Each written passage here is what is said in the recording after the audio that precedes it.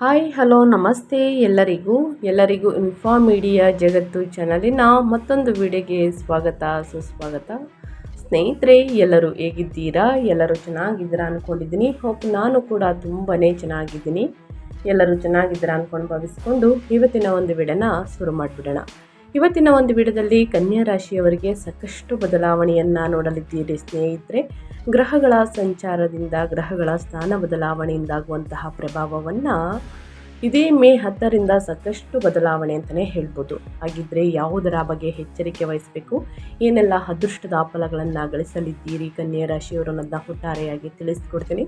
ನಿಮ್ಮ ವ್ಯಾಪಾರದ ಬಗ್ಗೆ, ವ್ಯವಹಾರದ ಬಗ್ಗೆ, ಹಣಕಾಸಿನ ಬಗ್ಗೆ, ವೃತ್ತಿ ಜೀವನದ ಬಗ್ಗೆ, ಉದ್ಯೋಗದ ಬಗ್ಗೆ ಏನೆಲ್ಲ ಬದಲಾವಣೆಗಳನ್ನು ಗ್ರಹಗಳು ಸೂಚಿಸಲಿದೆ, ಯಾವುದರ ಬಗ್ಗೆ ಎಚ್ಚರಿಕೆ ವಹಿಸಬೇಕು, ಏನೆಲ್ಲ ಪರಿಹಾರಗಳನ್ನು ಮಾಡಬೇಕು ಅನ್ನೋದನ್ನ ಕಂಪ್ಲೀಟಾಗಿ ತಿಳಿಸ್ಕೊಡ್ತೀನಿ. ಇದನ್ನೆಲ್ಲ ತಿಳ್ಕೋಬೇಕು ಅಂದರೆ ಎಲ್ಲೂ ಕೂಡ ವಿಡಿಯೋನ ಸ್ಕಿಪ್ ಮಾಡಬಾರ್ದು. ಅಂದರೆ ವಿಡಿಯೋನ ಕಟ್ ಮಾಡಿ ಓಡಿಸ್ಕೊಂಡು ಹೋಗಿ ನೋಡ್ತೀನಿ ಅಂದರೆ ಫುಲ್ ಇನ್ಫಾರ್ಮೇಷನ್ ಅರ್ಥ ಆಗಲ್ಲ. ಸೊ ಹಾಗಾಗಿ ಎಲ್ಲ ವಿಡಿಯೋದಲ್ಲೂ ತಿಳಿಸ್ತಾ ಇರ್ತೀನಿ. ಬಿಗಿನಿಂದ ಹೆಣ್ಣು ತನಕ ವಿಡಿಯೋನ ವಾಚ್ ಮಾಡಿ. ವಿಡಿಯೋದಲ್ಲಿ ಒಳ್ಳೆಯ ಮಾಹಿತಿ ಸಿಕ್ಕಿದ್ದಲ್ಲಿ ತಪ್ಪದೆ ವಿಡಿಯೋಗೊಂದು ಲೈಕ್ ಕೊಟ್ಟು, ಇನ್ನೂ ನನ್ನ ಚಾನಲ್ನ ಸಬ್ಸ್ಕ್ರೈಬ್ ಮಾಡ್ಕೊಂಡಿಲ್ಲ ಅಂದರೆ ಇನ್ಫಾರ್ಮ್ ಮೀಡಿಯಾಗೆ ಸಬ್ಸ್ಕ್ರೈಬ್ ಆಗಿ ನಿಮ್ಮ ಅಭಿಪ್ರಾಯಗಳನ್ನು ಕಮೆಂಟ್ ಬಾಕ್ಸಲ್ಲಿ ತಿಳಿಸಿ. ಓಂ ನಮಃ ಶಿವಾಯ, ಓಂ ಶಾಂ ಶನೀಶ್ವರಾಯ ನಮಃ ಅಂತ ಕಮೆಂಟ್ ಮಾಡಿ. ಶನಿ ದೇವರ ಅನುಗ್ರಹದಿಂದ, ಶಿವನ ಕೃಪೆಯಿಂದ ನಿಮ್ಮ ಜೀವನದಲ್ಲಿರುವಂತಹ ಕಷ್ಟಗಳು, ಸಮಸ್ಯೆಗಳು, ಅಡಚಣೆಗಳು, ತೊಂದರೆಗಳು ಎಲ್ಲವೂ ಕೂಡ ಸಂಪೂರ್ಣವಾಗಿ ನಿವಾರಣೆಯಾಗಲಿ ಅಂತ ಕೇಳ್ಕೊತಾ ವಿಡಿಯೋದ ಕಡೆ ಗಮನ ಕೊಟ್ಬಿಡೋಣ. ಹೌದು, ಕನ್ಯಾ ರಾಶಿಯವರಿಗೆ ಮೇ 2026 ರಾಶಿ ಭವಿಷ್ಯವನ್ನು ಹೇಳೋದಾದರೆ, ಒಟ್ಟಾರೆಯಾಗಿ ಈ ತಿಂಗಳ ಮುಖ್ಯಾಂಶಗಳು ಅಂದರೆ ಪ್ರಮುಖ ಮುಖ್ಯಾಂಶಗಳ ಬಗ್ಗೆ ಹೇಳೋದಾದರೆ, ಕೆರಿಯರ್ನಲ್ಲಿ ಅದ್ಭುತವಾದ ಪ್ರಗತಿ ಅಂತಲೇ ಹೇಳ್ಬೋದು. ಕನ್ಯಾ ರಾಶಿಯವರಿಗೆ ಮೇ 14ರಂದು ಕರ್ಮದ ಸ್ಥಾನದಲ್ಲಿ 10ನೇ ಮನೆಯಲ್ಲಿ ಉಂಟಾಗುವಂತಹ ಗುರು ಶುಕ್ರರ ಸಂಯೋಗದಿಂದಾಗಿ ವೃತ್ತಿ ಜೀವನದಲ್ಲಿ ನಿಮಗೆ ಅಪಾರ ಗೌರವ, ಉನ್ನತ ಸ್ಥಾನಗಳು ಲಭಿಸುತ್ತವೆ. ಅಷ್ಟಮ ಕುಜನ ಬಗ್ಗೆ ಎಚ್ಚರಿಕೆ ಅಂತಲೇ ಹೇಳಬಹುದು. ಹಾಗಿದ್ದರೆ ಸ್ನೇಹಿತರೆ, ಏನೆಲ್ಲ ಪ್ರಭಾವವನ್ನು ಕುಜನಿಂದ ನೋಡಲಿದ್ದೀರಿ ಅಂದರೆ, ಮೇ 11ರಂದು ಸ್ವಕ್ಷೇತ್ರವಾದಂತಹ ಕುಜನು ಅಷ್ಟಮ ಸ್ಥಾನದಲ್ಲಿ 8ನೇ ಮನೆಯಲ್ಲಿ ಪ್ರವೇಶಿಸುವುದರಿಂದ ವಾಹನ ಅಪಘಾತಗಳು, ಶಸ್ತ್ರಚಿಕಿತ್ಸೆಗಳು ಅಥವಾ ಆಕಾರಣ ಕೋಪ ಬರುವಂತಹ ಸಾಧ್ಯತೆ ಇದೆ. ತಾಳ್ಮೆ ವಹಿಸುವುದು ಪ್ರಾಣರಕ್ಷಕ ಅಂತಲೇ ಹೇಳಬಹುದು. ಇನ್ನು ಭಾಗ್ಯೋದಯದ ಬಗ್ಗೆ ಹೇಳೋದಾದರೆ, ಮೇ 15ರಿಂದ ಭಾಗ್ಯದ ಸ್ಥಾನದಲ್ಲಿ 9ನೇ ಮನೆಯಲ್ಲಿ ಸೂರ್ಯ ಬುಧರ ಸಂಚಾರದಿಂದಾಗಿ ಅದೃಷ್ಟ ಒಲಿಯುತ್ತದೆ. ತೀರ್ಥಯಾತ್ರೆಗಳು, ದೂರ ಪ್ರಯಾಣಗಳು ಯಶಸ್ವಿಯಾಗುತ್ತವೆ ಅಂತಲೇ ಹೇಳಬಹುದು. ಒಟ್ಟಾರೆಯಾಗಿ ಪ್ರಮುಖ ಮುಖ್ಯಾಂಶಗಳ ಬಗ್ಗೆ ಹೇಳೋದಾದರೆ ಇಷ್ಟೆಲ್ಲ ಬದಲಾವಣೆಯನ್ನು ನೋಡಲಿದ್ದೀರಿ. ಇನ್ನು ಒಟ್ಟಾರೆಯಾಗಿ ಹೇಳೋದಾದರೆ ಕನ್ಯಾ ರಾಶಿಯವರಿಗೆ ಮೇ 2026 ಒಂದು ಕಡೆ ಕೆರಿಯರ್ನಲ್ಲಿ ಉನ್ನತ ಸ್ಥಿತಿಯನ್ನು, ಮತ್ತೊಂದೆಡೆ ವೈಯಕ್ತಿಕ ಆರೋಗ್ಯ ಜೀವನದಲ್ಲಿ ಕೆಲವು ಸವಾಲುಗಳನ್ನು ಏಕಕಾಲದಲ್ಲಿ ನೀಡುವಂತಹ ಮಾಸವಾಗಿದೆ. ಕಳೆದ ತಿಂಗಳು 7ನೇ ಮನೆಯಲ್ಲಿ ನಡೆದ ಗ್ರಹ ಯುದ್ಧ ಅಂದರೆ ಸ್ನೇಹಿತರೆ ಮುಕ್ತಾಯಗೊಂಡಿದ್ದರಿಂದ ಪಾಲುದಾರಿಕೆಗಳಲ್ಲಿನ ಗಲಾಟೆಗಳು ಕಡಿಮೆಯಾಗುತ್ತವೆ. ಆದರೆ ಮೇ 11ರಂದು ಕುಜನು ಅಷ್ಟಮ ಸ್ಥಾನವಾದಂತಹ 8ನೇ ಮನೆಗೆ ಮೇಷಕ್ಕೆ ಸ್ವಕ್ಷೇತ್ರಕ್ಕೆ ಪ್ರವೇಶವನ್ನು ಮಾಡುವುದರಿಂದ ಆರೋಗ್ಯದ ಬಗ್ಗೆ ಸ್ವಲ್ಪ ವಿಚಾರದಲ್ಲಿ ಕೆಲವು ಮುನ್ನೆಚ್ಚರಿಕೆಗಳನ್ನು ತೆಗೆದುಕೊಳ್ಬೇಕಾಗುತ್ತದೆ ಕನ್ಯಾ ರಾಶಿಯವರು. ಆದರೆ ಶುಭ ಸುದ್ದಿ ಏನೆಂದರೆ, ಮೇ 14ರಂದು ಶುಕ್ರನು ಕರ್ಮದ ಸ್ಥಾನಕ್ಕೆ ಅಂದರೆ 10ನೇ ಮನೆಗೆ ಹೋಗುವುದು ಮತ್ತು ಮೇ 15ರಂದು ಸೂರ್ಯ ಬುಧರ ಭಾಗ್ಯದ ಸ್ಥಾನಕ್ಕೆ 9ನೇ ಮನೆಗೆ ಬದಲಾಗುವುದರಿಂದ ನಿಮ್ಮ ಕೀರ್ತಿ ಪ್ರತಿಷ್ಠೆಗಳು ದಶ ದಿಕ್ಕುಗಳಿಗೂ ಸ್ನೇಹಿತರೆ ಹರಡುತ್ತವೆ ಅಂತಲೇ ಹೇಳಬಹುದು. ತಿಂಗಳ ದ್ವಿತೀಯಾರ್ಧವು ಅತ್ಯಂತ ಶುಭದಾಯಕವಾಗಿರುತ್ತದೆ. ಒಟ್ಟಾರೆಯಾಗಿ ಸ್ನೇಹಿತರೆ ಇಷ್ಟೆಲ್ಲ ಬದಲಾವಣೆಯನ್ನು ಕನ್ಯಾ ರಾಶಿಯವರು ನೋಡಲಿದ್ದೀರಿ ಅಂತಲೇ ಹೇಳಬಹುದು.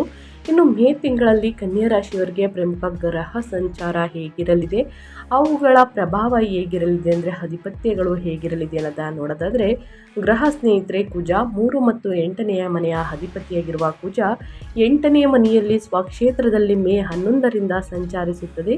ಇದರ ಪ್ರಭಾವ ಹೇಗಿರಲಿದೆ ಅಂದರೆ ಅಷ್ಟಮ ಕುಜ ಆಕಸ್ಮಿಕ ಗಾಯಗಳು, ಕೋಪ, ಇನ್ಶೂರೆನ್ಸ್, ವಾರಸುದಾರಿಕೆಯ ಆಸ್ತಿಗಳ ಮೂಲಕ ಧನಲಾಭ ಅಂತಲೇ ಹೇಳಬಹುದು. ಇನ್ನು ಸೂರ್ಯ 12ನೇ ಮನೆಯ ಅಧಿಪತಿಯಾಗಿರುವ ಸೂರ್ಯ 5ನೇ ಮನೆಯ ನಂತರ 9ನೇ ಮನೆಗೆ ಸ್ಥಳಾಂತರಗೊಳ್ಳಲಿದೆ. ಇದು ಮೇ 14ರಲ್ಲಿ ಸ್ನೇಹಿತರೆ 8ರಲ್ಲಿ ಉಚ್ಚ ಅಂದರೆ ಸ್ಥಿತಿಯನ್ನು ಹೊಂದಲಿದೆ. ವಿಪರೀತ ರಾಜಯೋಗ ನಂತರ ಮೇ 15ರಿಂದ 9ನೇ ಮನೆಯಲ್ಲಿ ಸಂಚರಿಸಲಿದೆ. ಆವಾಗ ಯಾವ ರೀತಿ ಪ್ರಭಾವ ಇರಲಿದೆ ಅಂದರೆ ದೂರ ಪ್ರಯಾಣಗಳು, ಅದೃಷ್ಟ, ಆಧ್ಯಾತ್ಮಿಕತೆ ಅಂತಲೇ ಹೇಳಬಹುದು. ಇನ್ನು ಬುಧ 1 ಮತ್ತು 10ನೇ ಮನೆಯ ಅಧಿಪತಿಯಾಗಿರುವಂತಹ ಅಂದರೆ ನಿಮ್ಮ ಲಗ್ನಾಧಿಪತಿಯಾಗಿರುವಂತಹ ಬುಧ 9ನೇ ಮನೆಯ ನಂತರ 10ನೇ ಮನೆಗೆ ಸ್ಥಳಾಂತರಗೊಂಡು ಸಂಚರಿಸುತ್ತದೆ. ಮೇ 15ರಿಂದ 9ರಲ್ಲಿ ಸೂರ್ಯನೊಂದಿಗೆ ಸಂಯೋಗ. ಬುದ್ಧಿ, ಕುಶಲತೆ, ತಂದೆಯ ಬೆಂಬಲ ಮೇ 29ರಂದು 10ನೇ ಮನೆಗೆ ಸಂಚರಿಸಲಿದೆ ಅಂತಲೇ ಹೇಳಬಹುದು. ಇನ್ನು ಶುಕ್ರ 2 ಮತ್ತು 9ನೇ ಮನೆಯ ಅಧಿಪತಿಯಾಗಿರುವ ಶುಕ್ರ 10ನೇ ಮನೆಯಲ್ಲಿ ಮೇ 14ರಿಂದ ಮಿಥುನದಲ್ಲಿ ಸಂಚರಿಸುತ್ತದೆ. ಕರ್ಮದ ಸ್ಥಾನದಲ್ಲಿ ಶುಕ್ರ ವೃತ್ತಿಯಲ್ಲಿ ಅದ್ಭುತ ಮನ್ನಣೆ, ಆರ್ಥಿಕ ವೃದ್ಧಿ, ಕಲಾಕಾರರಿಗೆ ಲಾಭ ಅಂತಲೇ ಹೇಳಬಹುದು. ಇನ್ನು ಗುರು 4 ಮತ್ತು 7ನೇ ಮನೆಯ ಅಧಿಪತಿಯಾಗಿರುವ ಗುರು 10ನೇ ಮನೆಯಲ್ಲಿ ಮಿಥುನದಲ್ಲಿ ಯಥಾಸ್ಥಿತಿಯಲ್ಲಿ ಸಂಚರಿಸುತ್ತದೆ. ವೃತ್ತಿಯಲ್ಲಿ ಗೌರವ, ಕೆಲಸದಲ್ಲಿ ಶ್ರದ್ಧೆ, ಸಮಾಜದಲ್ಲಿ ಹೆಸರು, ಕೀರ್ತಿ ಹೆಚ್ಚಾಗಲಿದೆ. ಇನ್ನು ಮೇಯ್ನ್ ಆಗಿ ಸ್ನೇಹಿತರೆ, ಶನಿ 5 ಮತ್ತು 6ನೇ ಮನೆಯ ಅಧಿಪತಿಯಾಗಿರುವ ಶನಿ 7ನೇ ಮನೆಯಲ್ಲಿ ಮೀನದಲ್ಲಿ ಯಥಾಸ್ಥಿತಿಯಲ್ಲಿ ಸಂಚರಿಸುತ್ತದೆ. ಜೀವನದಲ್ಲಿ ಸಂಗಾತಿಯೊಂದಿಗೆ ಹೊಂದಾಣಿಕೆ, ಅಗತ್ಯ ವ್ಯಾಪಾರ, ಪಾಲುದಾರಿಕೆಗಳಲ್ಲಿ ವಿಳಂಬ ಅಂತಲೇ ಹೇಳಬಹುದು. ಇದು ಗ್ರಹಗಳ ಸಂಚಾರ, ಗ್ರಹಗಳ ಸ್ಥಾನ ಬದಲಾವಣೆಯಿಂದ ಕನ್ಯಾ ರಾಶಿಯವರು ಏನೆಲ್ಲ ಬದಲಾವಣೆಯನ್ನು ನೋಡಲಿದ್ದೀರಿ ಅಂತ ಒಟ್ಟಾರೆಯಾಗಿ ತಿಳಿಸ್ಕೊಟ್ಟಿದ್ದೀನಿ. ಇನ್ನು ಅದೇ ರೀತಿ ವೃತ್ತಿ ಮತ್ತು ಉದ್ಯೋಗದ ಬಗ್ಗೆ ಹೇಳೋದಾದರೆ, ವ್ಯಾಪಾರ ವ್ಯವಹಾರದ ಬಗ್ಗೆ, ಹಣಕಾಸಿನ ಬಗ್ಗೆ, ಮಕ್ಕಳ ಭವಿಷ್ಯ, ಕುಟುಂಬದ ಬಗ್ಗೆ ಏನೆಲ್ಲ ಬದಲಾವಣೆಯನ್ನು ನೋಡಲಿದ್ದೀರಿ ಅಂತ ಇವಾಗ ತಿಳಿಸ್ಕೊಡ್ತಾ ಹೋಗ್ತೀನಿ.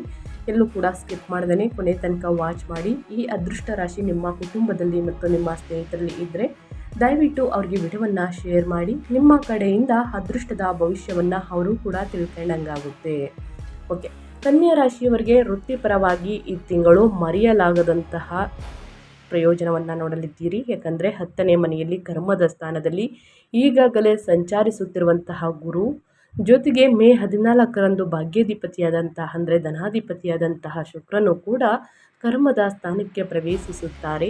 ಈ ಅದ್ಭುತವಾದಂತಹ ಗುರು ಶುಕ್ರರ ಸಂಯೋಗದಿಂದಾಗಿ ಕಚೇರಿಯಲ್ಲಿ ನೀವು ಹೆಸರು ಪ್ರತಿಧ್ವನಿಸುತ್ತದೆ, ನಿಮ್ಮ ಹೆಸರು ಪ್ರತಿಧ್ವನಿಸುತ್ತದೆ. ಜೊತೆಗೆ ನೀವು ಮಾಡುವಂತಹ ಪ್ರತಿಯೊಂದು ಕೆಲಸಕ್ಕೂ ಸರಿಯಾದ ಮನ್ನಣೆ, ಪ್ರಶಂಸೆಗಳು ದೊರೆಯುತ್ತವೆ.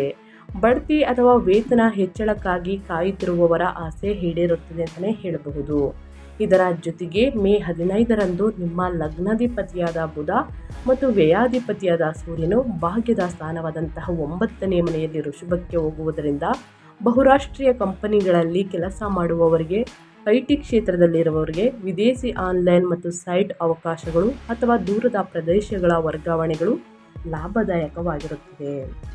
ಕನ್ಯಾ ರಾಶಿಯವರು ವೃತ್ತಿ ಜೀವನದಲ್ಲಿ ಏನೆಲ್ಲ ಬದಲಾವಣೆಯನ್ನು ಗ್ರಹಗಳು ಸೂಚಿಸಲಿದೆ, ಯಾವುದರ ಬಗ್ಗೆ ಎಚ್ಚರಿಕೆ ವಹಿಸಬೇಕು ಅನ್ನೋದನ್ನ ಕಂಪ್ಲೀಟಾಗಿ ತಿಳಿಸ್ಕೊಟ್ಟಿದ್ದೀನಿ. ಇದರ ಬಗ್ಗೆ ಏನೇ ಡೌಟ್ಸ್ ಇದ್ದರೂ ಕೂಡ ಕಮೆಂಟ್ ಮಾಡಿ, ಖಂಡಿತವಾಗಿಯೂ ಪ್ರತಿಯೊಬ್ಬರಿಗೂ ಆನ್ಸರ್ ಮಾಡ್ತೀನಿ ಅಂತ ಹೇಳ್ತಾ, ಇನ್ನು ಮುಂದಿನದಾಗಿ ವ್ಯಾಪಾರ ವ್ಯವಹಾರದ ಬಗ್ಗೆ ಮತ್ತು ಸ್ವಯಂ ಉದ್ಯೋಗದ ಬಗ್ಗೆ ಹೇಳೋದಾದರೆ ಏನೆಲ್ಲ ಬದಲಾವಣೆಯನ್ನು ಗ್ರಹಗಳು ಸೂಚಿಸಲಿದೆ ಅಂದರೆ, ಸಪ್ತಮ ಸ್ಥಾನದಲ್ಲಿ ವ್ಯಾಪಾರದ ಸ್ಥಾನದಲ್ಲಿ ಶನಿಯ ಸಂಚಾರದಿಂದಾಗಿ ವ್ಯಾಪಾರದಲ್ಲಿ ಬೆಳವಣಿಗೆ ನಿಧಾನವಾಗಿದ್ದರೂ ಸ್ಥಿರವಾಗಿರುತ್ತದೆ. ಆದರೆ 10ನೇ ಮನೆಯಲ್ಲಿರುವ ಗುರು ಶುಕ್ರರ ಸಂಯೋಗವು ನಿಮ್ಮ ಬ್ರ್ಯಾಂಡ್ ಮೌಲ್ಯವನ್ನು ಹೆಚ್ಚಿಸುತ್ತದೆ. ಕಲೆ, ಇನ್ನು ಕಾಸ್ಮೆಟಿಕ್ಸ್, ಈವೆಂಟ್ ಮ್ಯಾನೇಜ್ಮೆಂಟ್ ಮತ್ತು ಶಿಕ್ಷಣ ಸಂಬಂಧಿತ ವ್ಯಾಪಾರವನ್ನು ಮಾಡುವವರಿಗೆ ಗ್ರಾಹಕರ ದಟ್ಟಣೆ ಹೆಚ್ಚಾಗುತ್ತದೆ. 5ನೇ ಮನೆಯಲ್ಲಿ ಅಂದರೆ ಸ್ನೇಹಿತರೆ, ಮೇ 15ರ ನಂತರ 5ನೇ ಮನೆಯಿಂದ 9ನೇ ಮನೆಯಲ್ಲಿ ಉಂಟಾಗುವಂತಹ ಬುಧನಿತ್ಯ ಯೋಗದಿಂದಾಗಿ ವ್ಯಾಪಾರ ವಿಸ್ತರಣೆಗೆ, ಹೊಸ ಹೂಡಿಕೆಗಳಿಗಾಗಿ ಮಾಡುವಂತಹ ಮಾತುಕತೆಗಳು ಯಶಸ್ವಿಯಾಗುತ್ತವೆ. ಸರ್ಕಾರದ ಕಡೆಯಿಂದ ಬರಬೇಕಾದಂತಹ ಅನುಮತಿಗಳು ಅಥವಾ ಟೆಂಡರ್ಗಳು ಸ್ನೇಹಿತರೆ ನಿಮಗೆ ಸುಲಭವಾಗಿ ಸಿಗುತ್ತವೆ ಅಂತಲೇ ಹೇಳಬಹುದು. ಕನ್ಯಾ ರಾಶಿಯವರಿಗೆ ಹೊಸದಾಗಿ ಪಾಲುದಾರಿಕೆಯಲ್ಲಿ ಏನಾದರೂ ಒಪ್ಪಂದವನ್ನು ತೆಗೆದುಕೊಳ್ಬೇಕು ಅಂದರೆ ಸ್ನೇಹಿತರೆ, ಸರಿಯಾದ ಮಾರ್ಗದರ್ಶನದಿಂದ ಸಹಿಯನ್ನು ಹಾಕುವುದು. ಇನ್ನು ಪರಿಣತರ ಸಲಹೆಗಳನ್ನು ತೆಗೆದುಕೊಳ್ಳಿ ಸ್ನೇಹಿತರೆ. ದುಡುಕಿನ ನಿರ್ಧಾರಗಳು ಒಳಿತಲ್ಲ ಅಂತ ಹೇಳ್ತಾ, ಇನ್ನು ಮುಂದಿನದಾಗಿ ಹೇಳೋದಾದರೆ ಆರ್ಥಿಕ ಸ್ಥಿತಿ ಮತ್ತು ಧನಲಾಭದ ಬಗ್ಗೆ ಅಂದರೆ ನಿಮ್ಮ ಫೈನಾನ್ಸ್ ಬಗ್ಗೆ ಹೇಳೋದಾದರೆ, ಕನ್ಯಾ ರಾಶಿಯವರು ಏನೆಲ್ಲ ಬದಲಾವಣೆಯನ್ನು ನೋಡಲಿದ್ದೀರಿ ಅಂದರೆ, ಧನಾಧಿಪತಿಯಾದ ಶುಕ್ರನು ಬಲವಾದ ಕರ್ಮದ ಸ್ಥಾನದಲ್ಲಿ ಇರುವುದರಿಂದ ನಿಮ್ಮ ವೃತ್ತಿಯ ಮೂಲಕ ಬರುವ ಆದಾಯ ಅದ್ಭುತವಾಗಿ ಹೆಚ್ಚಾಗುತ್ತದೆ. ಆದರೆ ಮೇ 11ರಂದು ಕುಜನು ಅಷ್ಟಮ ಸ್ಥಾನಕ್ಕೆ ಹೋಗುವುದರಿಂದ ಅನಿರೀಕ್ಷಿತವಾಗಿ ಖರ್ಚುಗಳು ಬರಬಹುದು.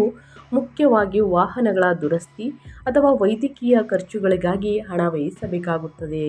ಆದರೆ ಅದೇ ಅಷ್ಟಮ ಕುಜನಿಂದಾಗಿ ಪೂರ್ವಿಕರ ಆಸ್ತಿಯ ಹಂಚಿಕೆ ಲಾಭದಾಯಕವಾಗುವುದು ಅಥವಾ ಇನ್ಶೂರೆನ್ಸ್ ಮೆಚುರಿಟಿ ಮೂಲಕ ದೊಡ್ಡ ಮೊತ್ತದ ಹಣ ಕೈ ಸೇರುವಂಥ ಸಂಭವ ಇರಲಿದೆ ಅಂತಲೇ ಹೇಳ್ಬೋದು, ಅಥವಾ ಕೈ ಸೇರುವುದು ನಡೆಯುತ್ತದೆ ಸ್ನೇಹಿತರೆ. ಮೇ 15ರ ನಂತರ ಸೂರ್ಯ ಬುಧರ ಭಾಗ್ಯಸ್ಥಾನವು ಸಂಚಾರವು ನಿಮ್ಮನ್ನು ದೀರ್ಘಕಾಲೀನ ಹೂಡಿಕೆಗಳತ್ತ ಮುನ್ನಡೆಸುತ್ತದೆ. ಒಟ್ಟಾರೆಯಾಗಿ ಹೇಳಬೇಕು ಅಂತಂದರೆ ಸ್ನೇಹಿತರೆ, ನಿಮ್ಮ ಫೈನಾನ್ಸಲ್ಲಿ ಏನೆಲ್ಲ ಬದಲಾವಣೆಯನ್ನು ನೋಡಲಿದ್ದೀರಿ, ಯಾವುದರ ಬಗ್ಗೆ ಎಚ್ಚರಿಕೆ ವಹಿಸಬೇಕು ಅನ್ನೋದನ್ನ ಕಂಪ್ಲೀಟಾಗಿ ತಿಳಿಸ್ಕೊಟ್ಟಿದ್ದೀನಿ. ಇನ್ನು ಮುಂದಿನದಾಗಿ ಮೇಯ್ನ್ ನಿಮ್ಮ ಹೆಲ್ತ್ ಬಗ್ಗೆ ಹೇಳೋದಾದರೆ, ನಿಮ್ಮ ಆರೋಗ್ಯದಲ್ಲಿ ಏನೆಲ್ಲ ಬದಲಾವಣೆಯನ್ನು ಗ್ರಹಗಳು ಸೂಚಿಸಲಿದೆ, ಯಾವುದರ ಬಗ್ಗೆ ಎಚ್ಚರಿಕೆ ವಹಿಸಬೇಕು ಅಂದರೆ, ಈ ತಿಂಗಳು ನೀವು ಅತ್ಯಂತ ಜಾಗರೂಕರಾಗಿರಬೇಕಾದ ಏಕೈಕ ವಿಭಾಗವೆಂದರೆ ಆರೋಗ್ಯ. ಮೇ 11ರಂದು ತೃತೀಯ ಮತ್ತು ಅಷ್ಟಮಾಧಿಪತಿಯಾದಂತಹ ಕುಜನು 8ನೇ ಮನೆಗೆ ಸ್ವಕ್ಷೇತ್ರಕ್ಕೆ ಪ್ರವೇಶಿಸುತ್ತಾನೆ. ಅಷ್ಟಮ ಕುಜನು ಅತ್ಯಂತ ವೇಗವಾದಂತಹ ಮತ್ತು ಅಪಾಯಕಾರಿ ಫಲಿತಾಂಶಗಳನ್ನು ನೀಡುತ್ತಾನೆ. ವಾಹನಗಳನ್ನು ಚಲಾಯಿಸುವಾಗ ಅತಿ ವೇಗ ಹೊಳಿತಲ್ಲ, ಟ್ರಾಫಿಕ್ ನಿಯಮಗಳ ಉಲ್ಲಂಘನೆ ಪ್ರಾಣಾಂತಕವಾಗಬಹುದು ಸ್ನೇಹಿತರೆ. ಸೊ ಹಾಗಾಗಿ ಟ್ರಾಫಿಕ್ ರೂಲ್ಸ್ನ ಫಾಲೋ ಮಾಡಿ, ಜೊತೆಗೆ ತಡರಾತ್ರಿಯಲ್ಲಿ ಅತಿ ವೇಗವನ್ನು ಸ್ನೇಹಿತರೆ ವಾಹನವನ್ನು ಚಾಲನೆ ಮಾಡಬಾರ್ದು. ಜೊತೆಗೆ ಅಮಾವಾಸ್ಯೆ ದಿನ, ಹುಣ್ಣಿಮೆ ದಿನ ಅನಿವಾರ್ಯ ಇದ್ದರೆ ಮಾತ್ರ ವಾಹನವನ್ನು ಚಾಲನೆ ಮಾಡಿ, ಇಲ್ಲ ಅಂದರೆ ಸ್ನೇಹಿತರೆ ಸುಮ್ಮನೆ ಇರುವುದು ಉತ್ತಮ. ಸಣ್ಣ ಪುಟ್ಟ ಗಾಯಗಳನ್ನು ಗ್ರಹಗಳು ಸೂಚಿಸುತ್ತಿದೆ. ಕುಜನ ಉಷ್ಣದ ಪ್ರಭಾವದಿಂದ ರಕ್ತದೊತ್ತಡ ಅಂದರೆ BP, ಆ ಕಾರಣ ಕೋಪ ಮತ್ತು ಫೈಲ್ಸ್ ಅಥವಾ ಹೊಟ್ಟೆಗೆ ಸಂಬಂಧಿಸಿದ ಶಸ್ತ್ರಚಿಕಿತ್ಸೆಗಳು ನಡೆಯುವಂತಹ ಸೂಚನೆಗಳಿವೆ. 8ನೇ ಮನೆಯಲ್ಲಿರುವ ಕುಜನ ದೃಷ್ಟಿ 2ನೇ ಮನೆಯ ಕುಟುಂಬ ವಾಕ್ ಸ್ಥಾನ ಅಂತಲೇ ಹೇಳ್ಬೋದು ಅದರ ಮೇಲೆ ಬೀಳುವುದರಿಂದ ನಿಮ್ಮ ಮಾತುಗಳಲ್ಲಿ ತೀವ್ರವಾದ ಕೋಪ ಕಂಡುಬರುತ್ತದೆ. ಇದು ನಿಮ್ಮ ಮಾನಸಿಕ ನೆಮ್ಮದಿಯನ್ನು ಸಹ ದೂರ ಮಾಡುತ್ತದೆ.